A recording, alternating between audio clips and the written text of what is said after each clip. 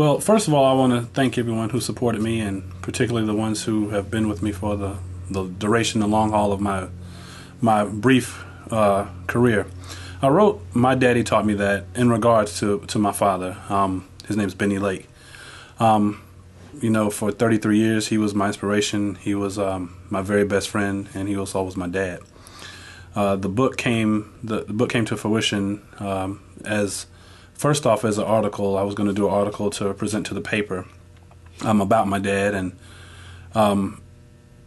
before long, I started writing, and before I knew it, I asked a really good friend of mine, Mr. Ralph Roberts, how long or how many words I would have to have a book. And it took me 14 months, and 14 months later, I had a book that was written. Put a lot of work into it, but the inspiration was my dad.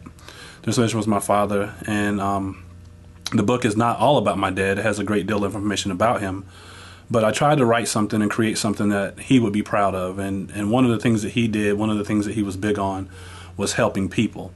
So I wanted to do something that he would approve of, but something that he would do. So I felt like writing this book would be something of a motivation, particularly for fathers and males to do for their children and their young adults as well. So that's why I wrote the book. Now, piggybacking on the book, me and a couple of my partners and a couple of people who I'm working with, we decided to do a men's development program called "My Daddy Taught Me That." And again, the inspiration behind this too was my dad, because of what he's done for the Asheville community, working with young adults.